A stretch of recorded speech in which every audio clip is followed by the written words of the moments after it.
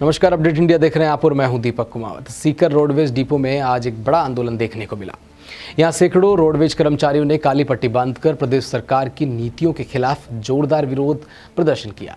कर्मचारी कई मांगों को लेकर बैठे। इनकी मुख्य मांग रही पुरानी पेंशन स्कीम यानी कि ओपीएस की बहाली और ठेके पर भर्तियों का खात्मा करना। वहीं कर्मचारियों ने सभा आयोजित की, जिसमें कर्मचारियों ने आपस में राय कर 18 नवंबर को जयपुर के स्टैच्यू सर्किल पर प्रस्तावित धरने को सफल बनाने का संकल्प लिया गया है। इस सभा में मजदूर संगठनों जैसे कि एकट, सीटू और इंटक के जिला और प्रदेश स्तर के प्रतिनिधि भी शामिल हुए। रोडवेज इंटक यूनियन के प्रदेश सचिव प्रभुदयाल बाजिया ने सभा को संबोधित करते हुए कहा कि आज पूरे राजस्थान के 54 रोडवेज डिपो और 3 कार्यशालाओं में सभी कार्मिकों ने काली पट्टी बांधकर सरकार की नीतियों और कर्मचारियों की अनदेखी का विरोध किया है।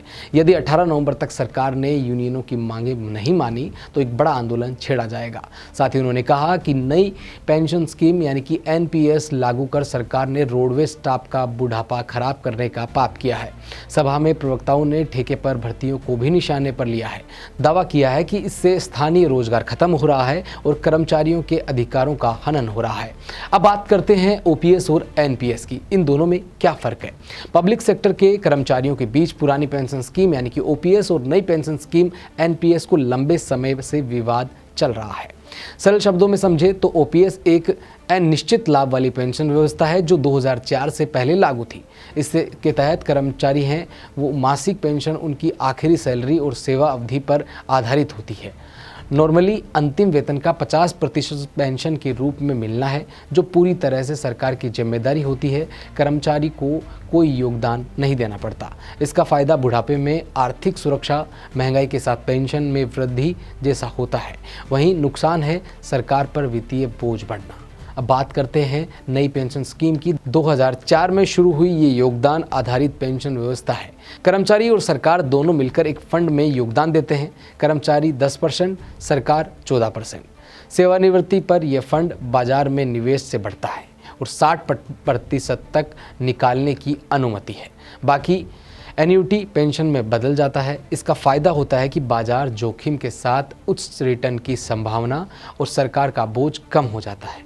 वही नुकसान होता है कि बाजार उतार चढ़ाव से पेंशन अनिश्चित हो जाती है और कर्मचारी को जोखिम का सामना करना पड़ता है। कर्मचारी संगठनों का तर्क है कि एनपीएस बाजार की मार झेलने वाली योजना है, जबकि ओपीएस सरकारी गारंटी वाली सुरक्षित छतरी।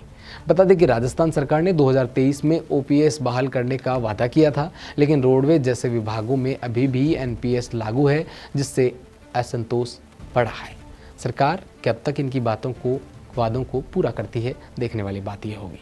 प्रदर्शन है पूरे राजस्थान के 54 डिपो में और हमारी 3 कार्यशाला है, उनमें काली पट्टी बांध के सभी यूनियनें, जिसमें एटक है, सीटू है, इंटक है, सेवानिवृत्त एसोसिएशन है, कल्याण समिति है और एक ऑफिसर्स यूनियन है, वो मिलके सभी यूनियनें इस प्रोग्राम को सफल बना रही है और पूरे राजस्थान के स्तर पर ये प्रोग्राम हो रहा है।